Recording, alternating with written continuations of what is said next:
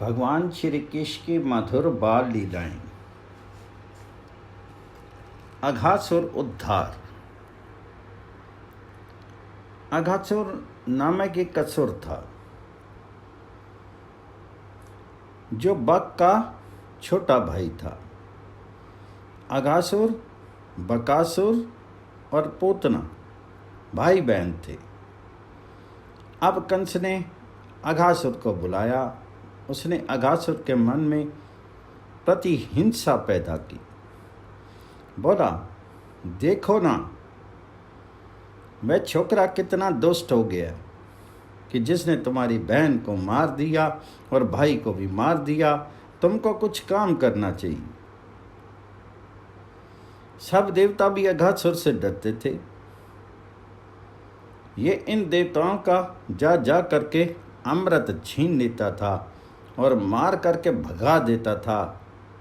कंस ने अघासुर को तैयार करके भेजा। अघासुर पहुंचा जहां भगवान खेल रहे थे। अब भगवान जो हैं वो तो सबका उद्धार करते हैं, प्रेमियों का केवल उद्धार नहीं करते। क्योंकि प्रेमियों का उद्धार करें तो पहले अपना उद्धार करना पड़े। प्रेमी ना रहें तो प्रेम में भगवान ना रहें।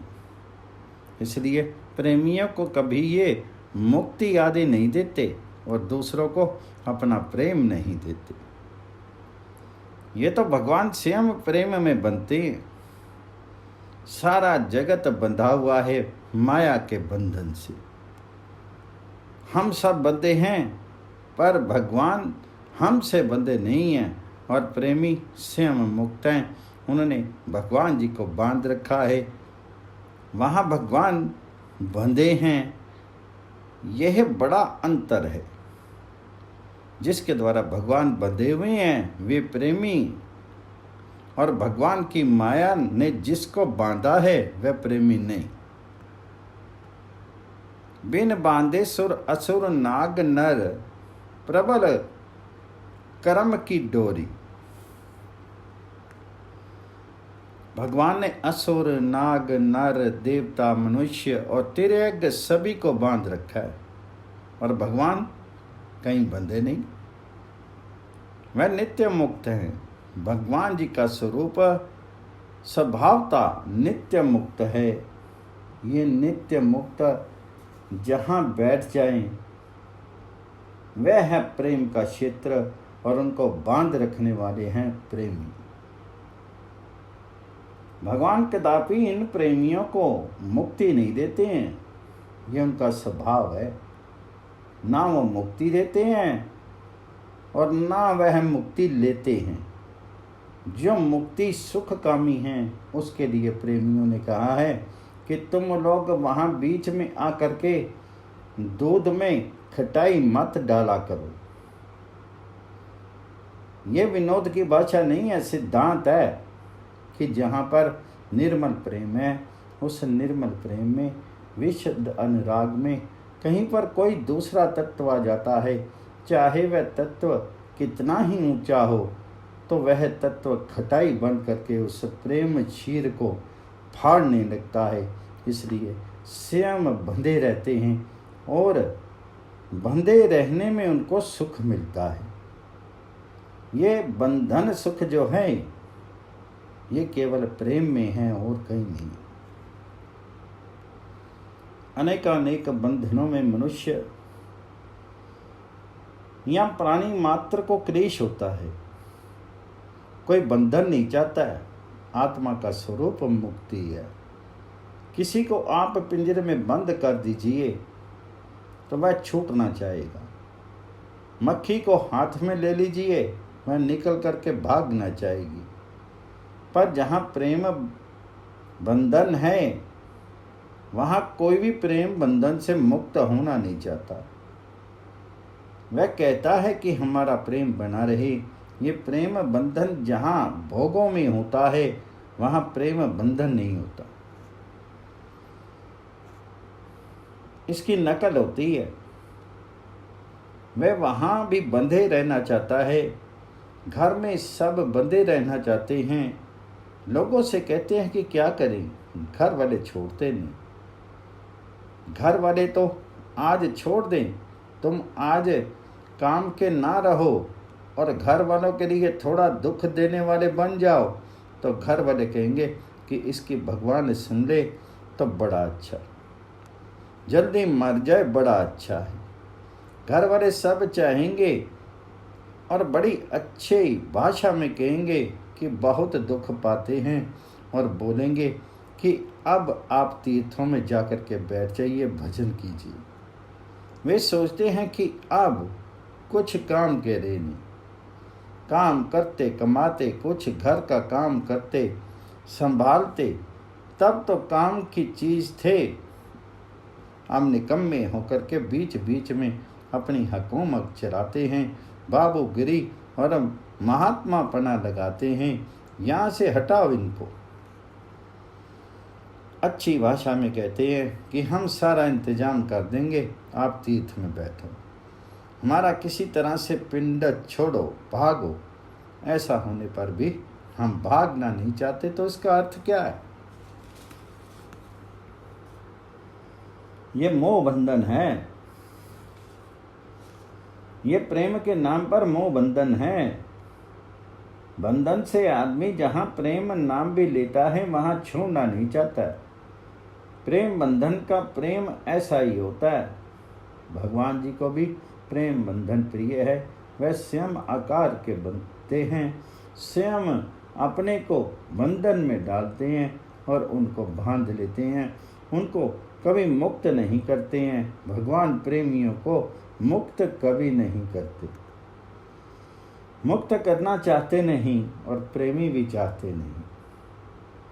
ब्रज मंडल में भगवान स्वयं ब्रज राजनंदन बन करके नित्य नई नई क्रीड़ा खेल करते हुए ब्रजवासी भक्तों को आनंद दे रहे हैं, प्रेमियों को आनंद दे रहे हैं। यहाँ के केवल मानव जाति के प्राणियों को ही नहीं, पशु पक्षी कीट पतंग, वहाँ के वृक्ष तरु लता, वहाँ की भूमि, सभी मानो इस आनंद की सरिता में बह रही हैं और सभी मानो अपने को भूल चुके हैं। ये शोक मोह दुख दैन्य विषाद भय इत्यादि जो हैं, ये तो आनंद आस्वादन का विरोधी वर्ग है। जहाँ भगवान का मधुर मधुर लीला समागम होता है, वहाँ ये सब हटे रहते हैं। वहाँ आनंद विरोधी वर्ग नहीं आता है। शोक मोह दैन्य इत्यादि वहाँ नहीं आते हैं। वहाँ तो परम आनंद सागर में सब मग्न रहते हैं। वहाँ हास्य लास्य नृत्य कल्लव नवीन नवीन प्रेम आकांक्षा रसवादन प्रेम उन्मत्तता मुग्धता, यही जो आनंदवर्धक सब पदार्थ हैं, यही वहाँ पर परिव्याप्त रहते हैं। पर जो बहिर्मुख जीव है, भोगी जीव है, उसको विषाद लगा रहता है कि क्या करे, बड़ी आफत है, चिंता लगी रहती, शौक होता है, मोह होता है और रात दिन चिंता ही चिंता प्रकट करते हैं। ये सिद्ध करता है कि भगवत प्रेम का अभाव है। भगवत प्रेम का आनंद जहाँ पर है, वहाँ ये चीज़ें आ नहीं सकती। सूर्य के प्रकाश में अंधकार आ नहीं सकता, हिमालय में गर्मी आ नहीं सकती। इसी प्रकार से जहाँ ये प्रेम पूंजीभूत है, वहाँ पर ये चीज़ें नहीं आती। ये आती हैं तो हमें समझना चाहिए कि हम शोक मोह विषाद धन्यों के दास हैं, गुलाम हैं। प्रेम का हमारे अंदर अभी तक स्फुरन हुआ नहीं है, वह आनंद आया नहीं। ब्रज में क्या है? केवल हास्य है। सभी हंसी करते हैं, नाचते हैं, कूदते हैं, नई नई प्रेम आकांक्षा पैदा होती है, रसवादन होता है और रस का परिवेशन भी होता है। रस पहुँचते हैं वहाँ पर, सभी सुख बरसना है कहाँ के? सभी सुख बरसना है क्या? अगर कहीं अमृत का भोज हो तो वहां क्या परोसा जाएगा? वहां तो अमृत ही परोसा जाएगा, वहां जहर है ही नहीं। वहां प्रेम राज्य में आनंद रस ही परोसा जाता है, उसी का परिवेशन होता है और आनंद में सब मत रहते हैं, मुग्ध रहते हैं। ये जो कूड़ा करकट है, आवर्जना राशि, ये भयजन्य विषाद, शोक का आनंद के उस साम्राज्य में लेश कण भर की स्पर्श करने का अधिकार नहीं। लेकिन यही आनंद में श्री विग्रह, वही आनंद में लीला, व्रज से थोड़ी ही दूर पर मथुरा में बैठे हुए बहिर्मुख शिरोमणि कंस के लिए विषाद और उद्वेग का कारण बन जाता है। ब्रजराज नंदन की जितनी जितनी लीलाएं ये सुनता है, उतना उतना ही उसका धीरज टूटता है, उतना उतना ही उसको विषाद होता है। मानो विषाद की आग में इतनी इतनी आहुतियां पड़ती हैं, जितनी प्रशंसा सुनी उतनी ही वह रोने लगा, जितनी लीला सुनी उतना ही उसके मन में क्षोभ हुआ। मैं समझता है कि राम राम ये मेरा शत्रु बढ़ रहा है, अब ये मुझे मार देगा। तो कहता है कि पूतना, शक्तासुर, तृणावर्त, वत्सासुर, बकासुर कितनों को भेजा, पर किसी ने भी आकर के ये समाचार नहीं दिया कि हमने उसको मार दिया।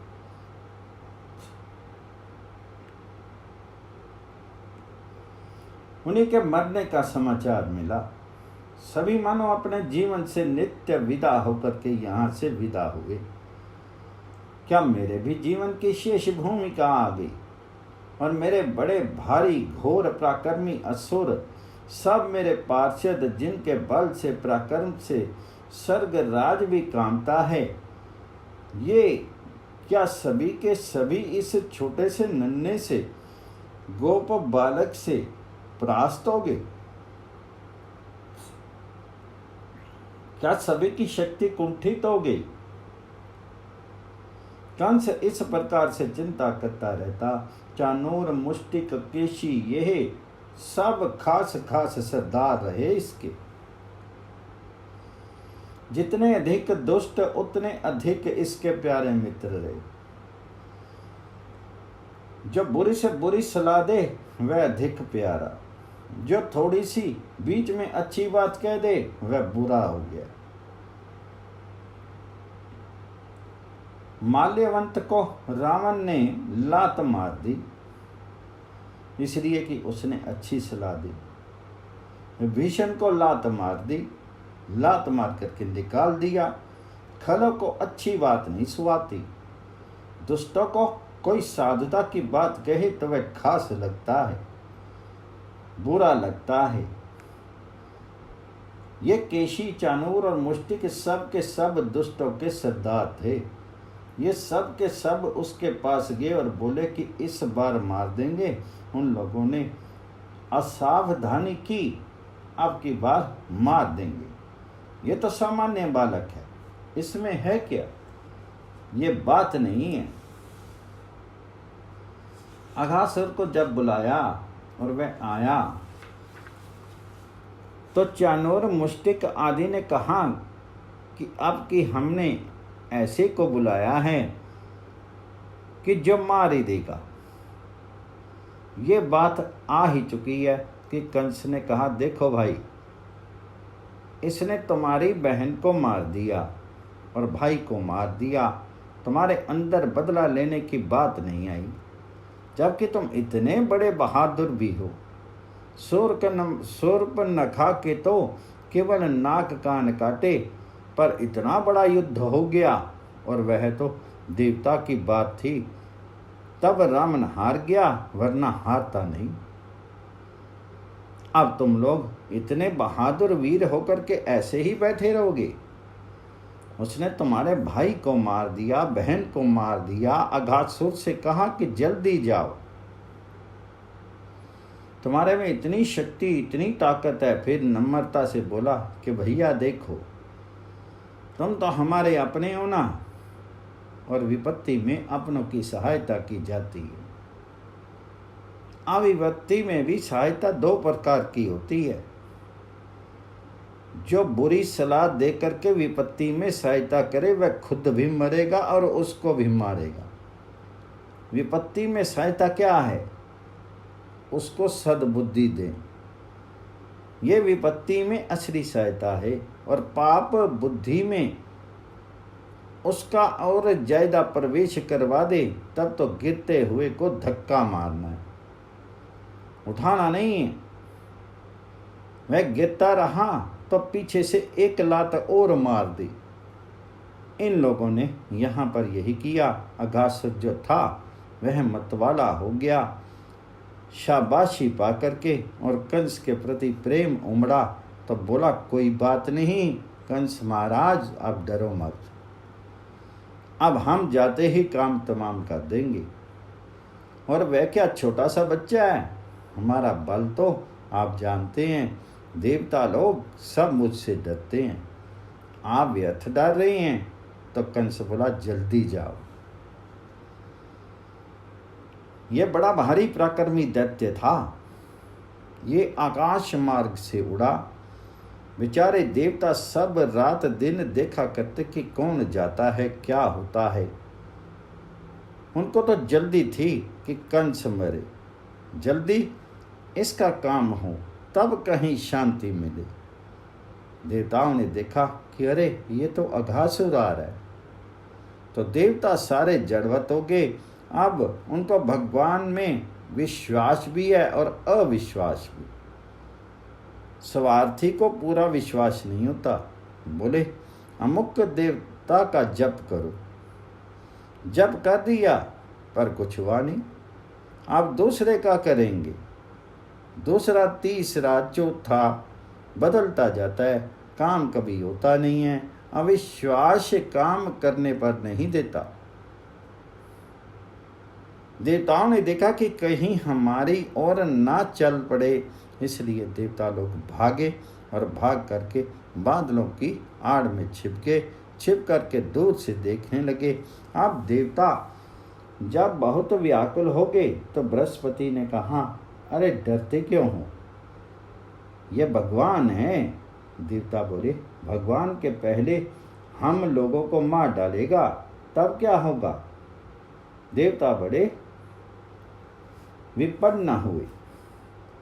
बोले महाराज मालूम होता है कि आज तक तो हम दुष्ट लीला देखते थे, बड़ा आनंद आता था, पर अघासुर आ रहा है, कहीं हमारी गोष्ठ लीला देखनी बंद ना हो जाए। उन्हें शंका होगी। अब अघासुर ने देखा कृष्ण को लीला करते खेलते हुए, उसका गुस्सा और बढ़ा।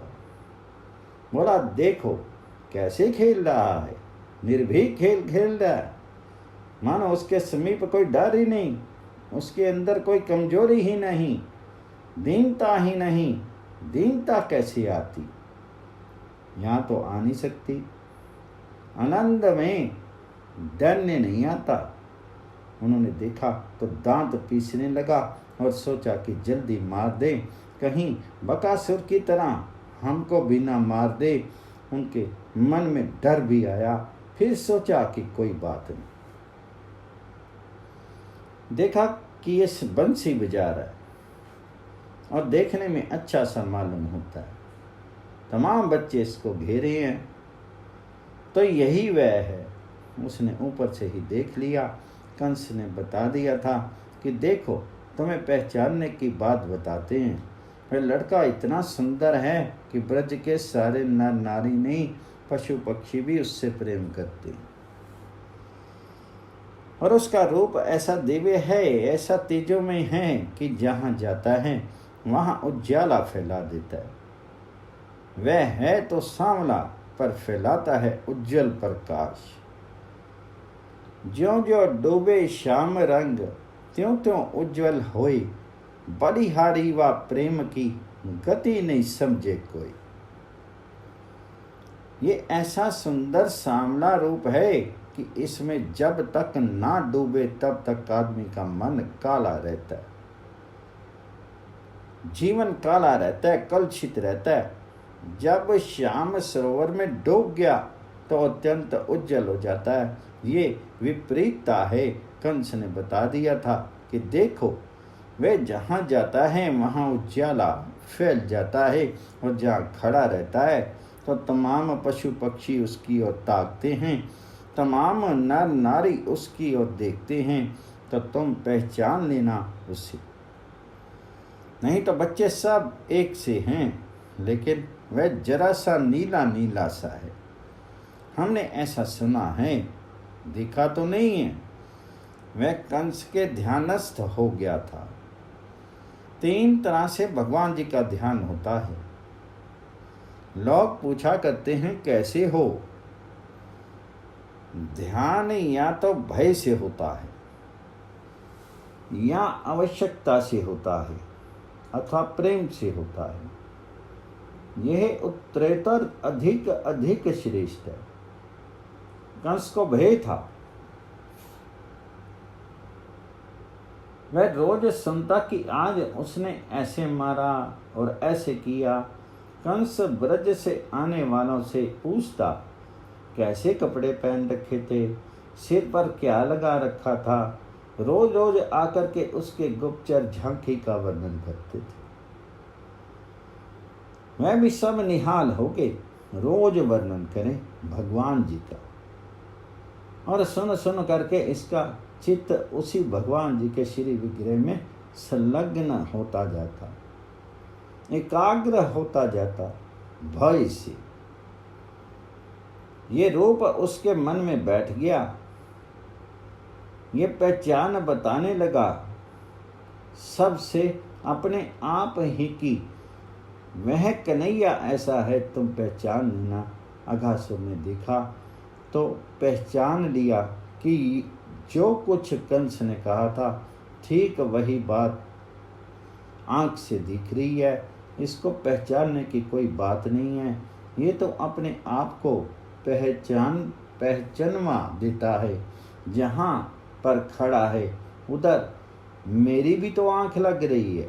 अघासुर सोचता है कि कंस कहता है कि जो देखता है उसकी आंख चली जाती, उसकी आंख उधर चली जाती है। मैं ऊपर से देखता हूँ दूर से, और ये बड़ा प्यारा लगता है, बड़ा अच्छा लगता है। अघासुर के मन में भी, जिसमें अघ ही अघ भरा है। अघ अर्थात पाप, जो पाप मूर्ति है उसकी आंख भी क्षण भर के लिए उधर लगी। फिर मन में वह प्रतिशोध की भावना आई कि अरे इसी ने मेरे भाई को मारा,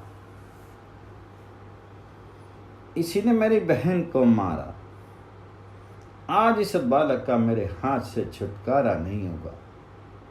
बोला इसी का नहीं, ये जितने इसके साथ खेलने हैं इन सारे बच्चों को आज मार डालूंगा, एक बच्चा भी जिंदा नहीं रहेगा। आज मेरे भाई और मेरी बहन की आत्मा की तृप्ति के लिए मैं इनके खून से तर्पण करूंगा। यही उनके प्रति मेरा सद्भाव प्रकट करना होगा। जब ये मर जाएगा तो ब्रजवासी सब अपने आप मर जाएंगे। ये तो हमने देख लिया कि ये सब इसी के जिलाए जीते हैं। ये उनका प्राण है, जहां प्राण गए वहां देह गिरा। अपने आप ही कंस का सारा कंटक दूर हो जाएगा। कंस का कंटक है ये वृंदावन, और ये वृंदावन वासियों का प्राण है। ये श्याम सुंदर, ये कन्हैया, ये बालक। इस बालक का जहां वियोग हुआ कि साथ ही वृंदावन नष्ट हो जाएगा और कंस का सारा कंटक दूर हो जाएगा। अब ये शेख चिल्ली की बात है। ये बहिर्मुख लोग जो हैं ये भगवान जी को भी याद नहीं करते। कहते हैं लीला चिंतन तो होता नहीं, क्या करें। सोए सोए सोचते हैं अब ये माल खरीदेंगे और उसमें इतना नफ़ा होगा तो ऐसा मकान बनावेंगे, ऐसी ज़मीन खरीदेंगे, ना मालूम क्या क्या भोगों की चिंता करते हैं। अकेले में भी और घर में भी। मंदिर में जाते हैं तो भी वहाँ चिंता रहती है, कहीं लोभ, कहीं काम, कहीं क्रोध। ये तीन चीज उन बहिर्मुख जीवों के पीछे रहती है। सोए हुए भी, पूजा करते हुए भी, नाम जपते हुए भी इनका मन आश्रय करता है। यहाँ क्रोध इन्हीं का मन में भरा है और क्रोध का परिणाम होता है हिंसा। इसके मन में हिंसा जाग उठी। हमारे मन का जो चिंतन किसी फल को उत्पन्न ना करे वह तो है व्यर्थ मनोरथ, और जो बुरा फल उत्पन्न करे वह है अनर्थ मनोरथ। हम जितनी जितनी भी क्रोध के, काम के, लोभ के वश में होकर के पाप चिंताएं करते हैं, वे सब के सब हमारे अनर्थ मनोरथ हैं। वे मनोरथ भी हमें नरकों में ले जाने वाले हैं। इस अघासुर के अनर्थ मनोरथ किया, मन ही मन उसने श्री कृष्ण की हिंसा की, श्री कृष्ण के सखाओं की हिंसा की, श्री कृष्ण की भक्तों की, प्रेमियों की हिंसा की, उसके ब्रजवासियों की हिंसा की। हिंसा प्रायण ये दैत्य हिंसा में हो गया। जब मनुष्य में हिंसा जाग उठती है उस समय विवेक तो पहले ही नष्ट हो जाता है और उसके अंदर राक्षस भाव और ज्यादा भर जाता है। तीन भाव होते हैं, एक मोहिनी है, एक आसुर है और एक राक्षसी भाव। पहला मोहिनी, आसुरी और राक्षसी, ये आसुरी संपत्ति के तीन भेद बताए हैं। जहां काम की जागृति है वहां मोहिनी संपत्ति है, जहां लोगों की जागृति है वहीं आसुरी भाव है, और जहां क्रोध की जागृति है वहां राक्षसी भाव है। ये राक्षसी भाव से परिपूर्ण हो गया। इसके साथ बहुत से राक्षस लोग आए थे। उसने मन में निश्चय करके कहा कि तुम लोग यहीं रहो और मैं नीचे उतरता हूँ। ज्यों ही मैं नंद पुत्र का विनाश करूं त्यों ही तुम लोग तुरंत दौड़ करके जाना। हमारे कंस राजा बड़े उत्कंठित हैं और बड़े उद्विग्न हैं, इसलिए तुम जा करके समाचार तुरंत दे देना। तुम लोग अंतरिक्षचारी हो। मन में आया कि गे, तुम लोग देखते रहो और तुरंत जा करके सब कह देना कि तुम्हारा काम हो गया, तुम निष्कंटक हो गए। यह सोच करके वह नाना प्रकार की माया को जानने वाले, नाना प्रकार के रूप धारण करने वाले, यह सब वहाँ रहे और अघासुर अब भगवान जी के हाथों से भगवत धाम प्राप्त करने के लिए आगे बढ़ा। ये तो मरना चाहता पर भगवान उसे तारना चाहते हैं। ये बड़ा अंतर है।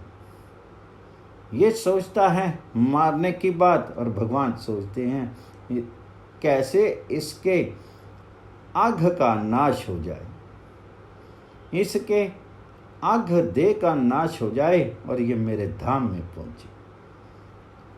यही भक्तियों का और असुरों का अंतर होता है।